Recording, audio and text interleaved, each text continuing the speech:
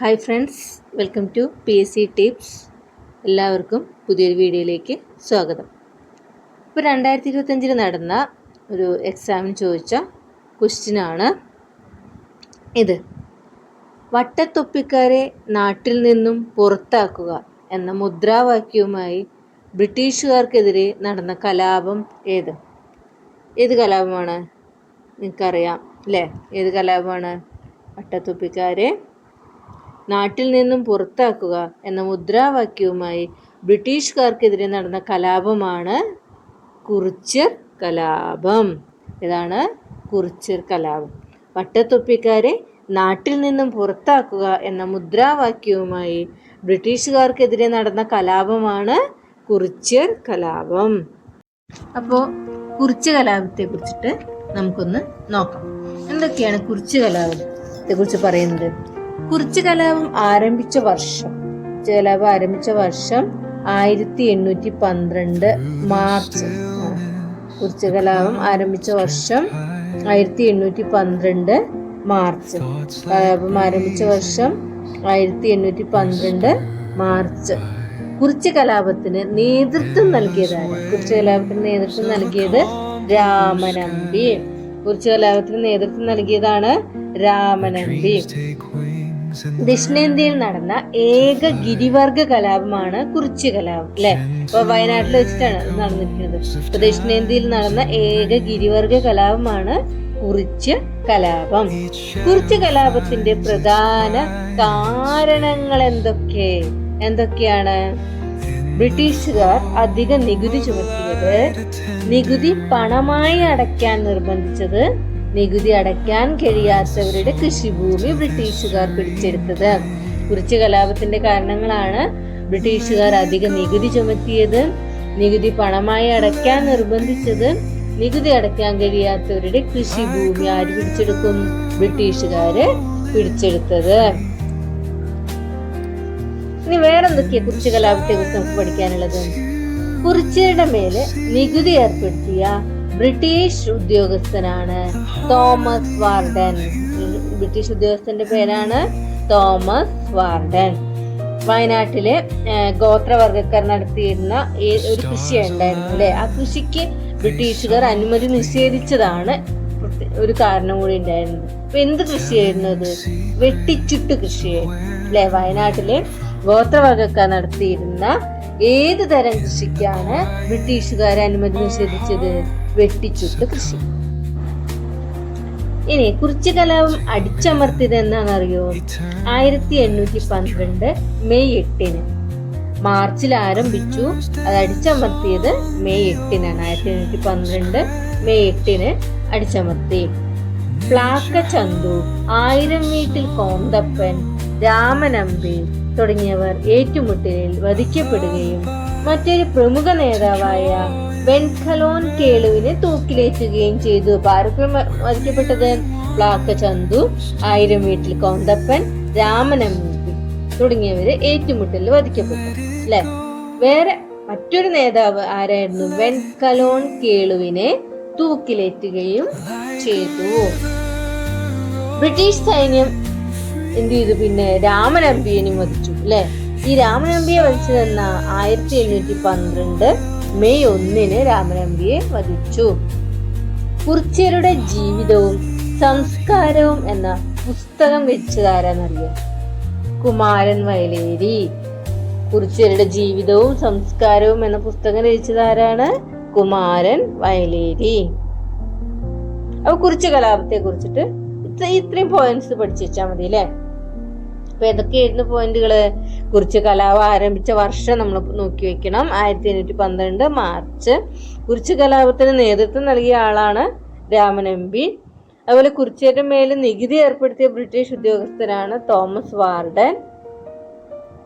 പിന്നെ കുറിച്യ കലാപത്തിന്റെ കാരണങ്ങളും ഇതൊക്കെ ഒന്ന് നോക്കി വെക്കുക. ഇനി ഇതിൽ നമുക്ക് പഠിക്കാനുള്ളതാണ് പഴശ്ശി വിപ്ലവം, അല്ലെ? പഴശ്ശി വിപ്ലവത്തിലെ പോയിന്റ്സുകൾ നമുക്കൊന്ന് നോക്കാം. പഴശ്ശി വിപ്ലവം എന്ന് പറയുമ്പോ ഏത് വർഷമാണ് ആരംഭിച്ചത്? ഒന്നാം പഴശ്ശി വിപ്ലവം ആരംഭിച്ചത് 1793 ആരംഭിച്ചു 97 വരെ അല്ലെ. ഒന്നാം പഴശ്ശി വിപ്ലവം നടന്ന കാലഘട്ടമാണ് 1793 ടു 1797. അപ്പൊ മലബാറില് ബ്രിട്ടീഷുകാർ നേരിട്ട ശക്തമായ സമരങ്ങളാണ് പഴശ്ശി വിപ്ലവം അല്ലെ. പഴശ്ശി വിപ്ലവം എന്ന് പറയുന്നത് മലബാറിൽ ബ്രിട്ടീഷുകാർ നേരിട്ട ശക്തമായ സമരമാണ്. പഴശ്ശി വിപ്ലവങ്ങൾക്ക് കാരണമായ ഘടകം എന്താണെന്നറിയോ? ബ്രിട്ടീഷുകാർ നടപ്പിലാക്കിയ നികുതി പരിഷ്കരണങ്ങളാണ് പഴശ്ശി വിപ്ലവങ്ങൾക്ക് കാരണം. പഴശ്ശി വിപ്ലവത്തിന് നേതൃത്വം നൽകിയ രാജാവ് ആരാണ്? കോട്ടയം കേരളവർമ്മ പഴശ്ശിരാജ. പഴശ്ശി വിപ്ലവത്തിന് നേതൃത്വം നൽകിയ രാജാവാണ് കോട്ടയം കേരളവർമ്മ പഴശ്ശിരാജ. ബ്രിട്ടീഷുകാർക്കെതിരെയുള്ള യുദ്ധത്തിൽ പഴശ്ശിരാജാവിന്റെ കേന്ദ്രമായിരുന്ന മലയാണ് പുരളിമല. അതുപോലെ പഴശ്ശി സമരങ്ങളുടെ വേദിയായിരുന്ന പുരളിമല തലശ്ശേരി താലൂക്കിലാണ് സ്ഥിതി ചെയ്യുന്നത്. അതുപോലെ പുരളിശമ്മൻ അല്ലെ, പുരളിശമ്മൻ എന്ന പേരിൽ അറിയപ്പെട്ടതും പഴശ്ശിരാജയാണ്. അതുപോലെ പുറനാട്ടു സ്വരൂപം എന്നൊക്കെ അറിയപ്പെട്ടിരുന്നു പഴശ്ശിരാജയാണ്. അപ്പൊ പുരളിശമ്മൻ എന്നറിയപ്പെട്ടിരുന്നത് പഴശ്ശിരാജ. പഴശ്ശിരാജയുടെ രാജവംശമായ കോട്ടയം രാജവംശം സ്ഥാപിച്ചത് ആരാണ്? ഹരിശ്ചന്ദ്ര പെരുമാളാണ്. കേരള സിംഹം എന്നറിയപ്പെടുന്നത് ആരാണ്? പഴശ്ശിരാജയാണ് അല്ലെ. അതുപോലെ പഴശ്ശിരാജയെ കേരള സിംഹം എന്ന് വിശേഷിപ്പിച്ചത് ആരാ? സർദാർ KM പണിക്കർ. പഴശ്ശിരാജയെ കേരള സിംഹം എന്ന് വിശേഷിപ്പിച്ചത് സർദാർ KM പണിക്കർ. ബ്രിട്ടീഷ് രേഖകളിൽ പഴശ്ശിരാജയെ വിശേഷിപ്പിച്ചിരിക്കുന്നത് എങ്ങനെയൊക്കെയാ? പൈച്ചി രാജ എന്നറിയപ്പെടുന്നുണ്ട്. അതുപോലെ കൊട്ടിയോട്ട് രാജ എന്നൊക്കെ അറിയപ്പെടുന്നുണ്ട് അല്ലെ. അപ്പൊ പൈച്ചി രാജ, കൊട്ടിയോട്ട് രാജ എന്നൊക്കെ അറിയപ്പെടുന്നത് ആരാണെന്ന് ചോദിച്ചാൽ എന്ത് പറയും? പഴശ്ശിരാജ. അതില് ഒന്നാം പഴശ്ശി വിപ്ലവം ഉണ്ട്, രണ്ടാം പഴശ്ശി വിപ്ലവം ഉണ്ട് അല്ലെ.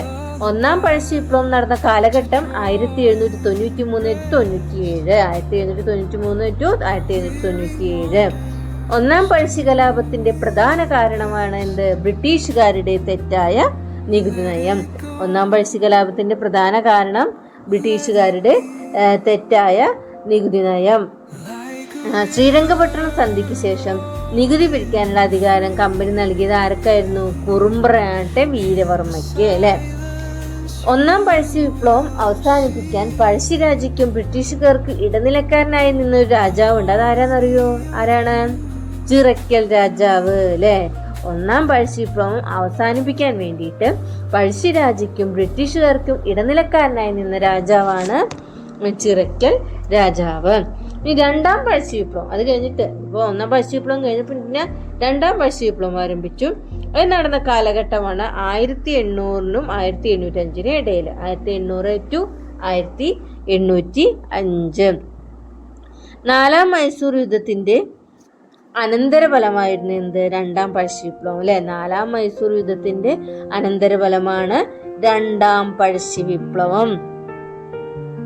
രണ്ടാം പഴശ്ശി വിപ്ലവത്തിന്റെ പെട്ടെന്നുണ്ടായ കാരണം എന്താണ്? ബ്രിട്ടീഷുകാര് വയനാട് പിടിച്ചെടുക്കാൻ ശ്രമിച്ചതാണ് രണ്ടാം പഴശ്ശി വിപ്ലവത്തിന്റെ കാരണം. ബ്രിട്ടീഷുകാർ വയനാട് പിടിച്ചെടുക്കാൻ ശ്രമിച്ചതാണ് രണ്ടാം പഴശ്ശി വിപ്ലവത്തിന്റെ കാരണം. ബ്രിട്ടീഷുകാർക്കെതിരെ പൊരുതാൻ പഴശ്ശിരാജാവിനെ സഹായിച്ച ആദിവാസി വിഭാഗങ്ങളാണ് കുറിച്യരും കുറുമ്പ്രരും. കുറിച്യരും കുറുമ്പ്രരുമാണ് പഴശ്ശിരാജയെ സഹായിച്ചത്. അവിടെ പഴശ്ശിരാജയുടെ പ്രധാനമന്ത്രി ആരായിരുന്നു? കണ്ണവത്ത് ശങ്കരൻ നമ്പ്യാർ. പഴശ്ശിരാജയുടെ പ്രധാനമന്ത്രി കണ്ണവത്ത് ശങ്കരൻ നമ്പ്യാർ. പഴശ്ശിരാജാവിന്റെ സർവ്വസൈന്യാധിപനാണ് കൈതേരി അമ്പുനായർ. പഴശ്ശിരാജാവിന്റെ സർവ്വസൈന്യാധിപൻ കൈതേരി അമ്പുനായർ. ബ്രിട്ടീഷുകാർക്കെതിരെ പഴശ്ശിരാജ ആവിഷ്കരിച്ച യുദ്ധതന്ത്രമാണ് ഏത്? ഒളിപ്പോരിലെ ഒളിപ്പോര് അഥവാ ഗറില്ല യുദ്ധം. ബ്രിട്ടീഷുകാർക്കെതിരെയുള്ള യുദ്ധത്തിൽ പഴശ്ശിരാജയെ സഹായിച്ചവരാരൊക്കെയായിരുന്നു? ചെമ്പൻ പോക്കർ, കൈതേരി അമ്പുനായർ, എടച്ചേന കുങ്കൻ നായർ, തലയ്ക്കൽ ചന്തു, അത്തൻ ഗുരുക്കൾ. ഇവരൊക്കെ ബ്രിട്ടീഷുകാർക്കെതിരെയുള്ള യുദ്ധത്തില് പഴശ്ശിരാജയെ സഹായിച്ചവരാണ്. ഇനി നമ്മൾ ഒരു പ്രധാന പോയിന്റാണ് പനമരം കോട്ട അല്ലെ. എടച്ചേന കുങ്കനും തലയ്ക്കൽ ചന്തൊക്കെ ചേർന്നിട്ട് എന്ത് ചെയ്തു? പനമരം കോട്ട പിടിച്ചെടുത്തു. 1802 പനമരം കോട്ട പിടിച്ചെടുത്തത്. തലയ്ക്കൽ ചന്തു സ്മാരകം സ്ഥിതി ചെയ്യുന്നത് എവിടെയാണ്? ഈ പനമരത്താണ് അല്ലെ. തലയ്ക്കൽ ചന്തു സ്മാരകം സ്ഥിതി ചെയ്യുന്നത് വയനാട്ടിലുള്ള പനമരം എന്ന സ്ഥലത്താണ്. ഇനി പഴശ്ശി വിപ്ലവത്തെ അടിച്ചമർത്തിയ ബ്രിട്ടീഷ് സൈന്യാധിപൻ ആരാന്നറിയോ? ആരാണ്? Colonel Arthur Wellesley. ഇതൊക്കെ പഴശ്ശിരാജയ്ക്കെതിരെ യുദ്ധം ചെയ്യാൻ തലശ്ശേരിയിലെ സബ് കളക്ടറായിരുന്ന തോമസ് ഹാർവി ബേബർ പുൽപ്പള്ളിയിൽ നിയമിച്ച 1200 പോലീസുകാരടങ്ങിയ ഒരു പ്രത്യേക സേന ഉണ്ടായിരുന്നു. ആ സേനയ്ക്ക് പറയുന്ന പേരാണ് കോൽക്കാർ. അതിനുശേഷം പഴശ്ശിരാജ മരണമടഞ്ഞു അല്ലെ. ആ പഴശ്ശിരാജ മരണമടഞ്ഞ വർഷമാണ് 1805 നവംബർ 30. പഴശ്ശിരാജ മരണമടഞ്ഞ വർഷം 1805 നവംബർ 30. കൊല്ലപ്പെട്ട സ്ഥലം മാവിലാന്തോട്, വയനാട്ടിലുള്ള മാവിലാന്തോടാണ് കൊല്ലപ്പെട്ടിരിക്കുന്നത് അല്ലെ. ഇത്രയാണ് നമുക്ക് എന്ത് പറയാനുള്ളത്, പഴശ്ശി വിപ്ലവത്തെ കുറിച്ചിട്ട് പറയാനുള്ളത്. അതിൽ വീണ്ടും കുറച്ച് പോയിന്റ്സ് ഒക്കെ ഉണ്ട്. അത് ഏതൊക്കെ വെച്ചാല്, പഴശ്ശി സ്മാരകം സ്ഥിതി ചെയ്യുന്നത് എവിടെയാണ്? ചോദ്യമില്ല.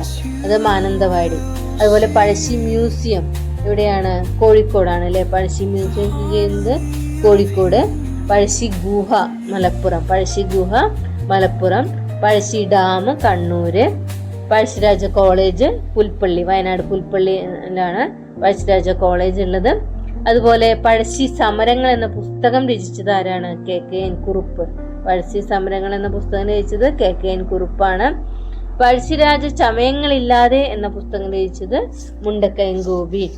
പഴശ്ശിരാജ ചമയങ്ങളില്ലാതെ എന്ന പുസ്തകം രചിച്ചത് മുണ്ടക്കയം ഗോപിയാണ്. ഇത്രയും പോയിന്റ്സ് ഒക്കെ ഒന്ന് ഓർമ്മിച്ച് വെക്കുക. അടുത്തത് നമുക്ക് മലബാർ കലാപം അല്ലെ. മലബാർ കലാപത്തെ കുറിച്ചിട്ട് നോക്കാം.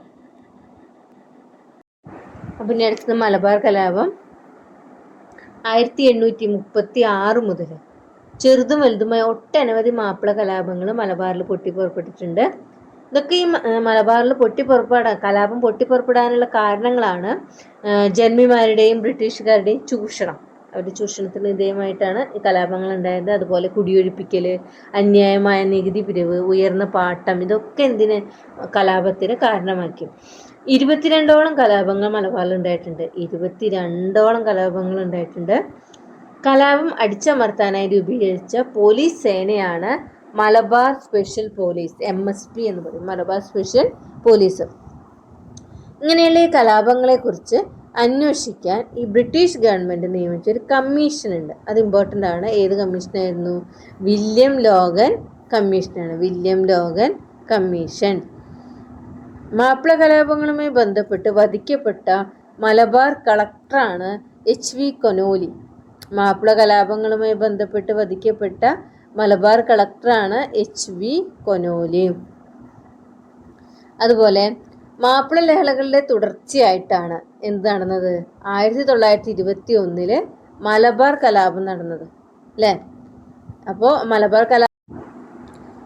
കലാപം നടന്ന വർഷം 1921.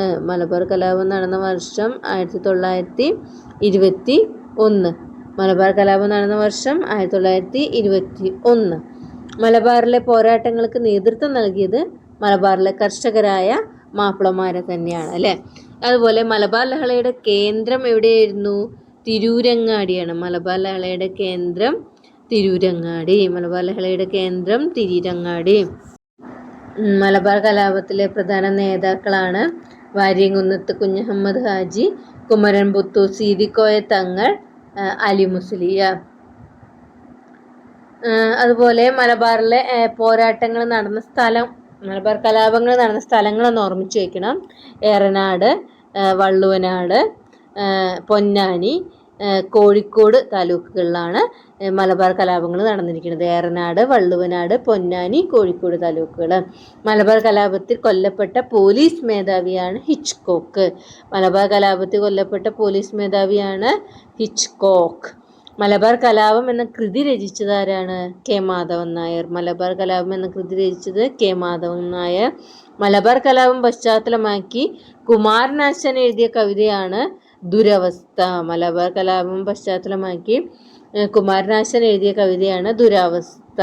അതുപോലെ മലബാർ കലാപം പശ്ചാത്തലമാക്കി ഉറൂബ് എഴുതിയ കൃതിയാണ് സുന്ദരികളും സുന്ദരന്മാരും. ഉറൂബ് എഴുതിയ കൃതിയാണ് സുന്ദരികളും സുന്ദരന്മാരും. 1921 മലബാർ കലാപത്തിൽ ബ്രിട്ടീഷ് പോലീസിനെതിരെ ശക്തമായി പോരാടിയ ഒരു വനിത ഉണ്ടായിരുന്നു. ആ വനിതയുടെ പേരാണ് കമ്മത്ത് ചെന്നമ്മ. കമ്മത്ത് ചെന്നമ്മ. ഇനി അടുത്തത് നിവർത്തന പ്രക്ഷോഭം. നിവർത്തന പ്രക്ഷോഭത്തെക്കുറിച്ച് പറയുകയാണെങ്കിൽ കേരളത്തിൽ സാമുദായിക സംവരണം ലഭിക്കുന്നതിന് കാരണമായ പ്രക്ഷോഭമാണ് നിവർത്തന പ്രക്ഷോഭം. സാമുദായിക സംവരണം ലഭിക്കുന്നതിന് കാരണമായ പ്രക്ഷോഭമാണ് നിവർത്തന പ്രക്ഷോഭം. നിവർത്തന പ്രക്ഷോഭത്തിന് പിന്നിൽ പ്രവർത്തിച്ച സംഘടനയാണ് അഖില തിരുവിതാംകൂർ സംയുക്ത രാഷ്ട്രീയ സമിതി. അഖില തിരുവിതാംകൂർ സംയുക്ത രാഷ്ട്രീയ സമിതി എന്ന സംഘടനയുടെ ഇതിലാണ് ഉണ്ടായത് നിവർത്തന പ്രക്ഷോഭം ഉണ്ടായത്. നിവർത്തന പ്രക്ഷോഭത്തിലെ പ്രമുഖ നേതാക്കളാണ് C Kesavan, T M Varghese, N V Joseph, P K Kunjan എന്നിവർ. C Kesavan, T M Varghese, N V Joseph, P K Kunjan എന്നിവരൊക്കെ നിവർത്തന പ്രക്ഷോഭത്തിൻ്റെ പ്രമുഖ നേതാക്കളാണ്. നിവർത്തനം എന്ന വാക്ക് അവിടെ തുടങ്ങി വെച്ചത്, അല്ലെങ്കിൽ അതിൻ്റെ ഉപജ്ഞാതാവ് ആരാണ്? ഐ സി ചാക്കോ ആണ്. നിവർത്തനം എന്ന വാക്കിൻ്റെ ഉപജ്ഞാതാവ് ഐ സി ചാക്കോ.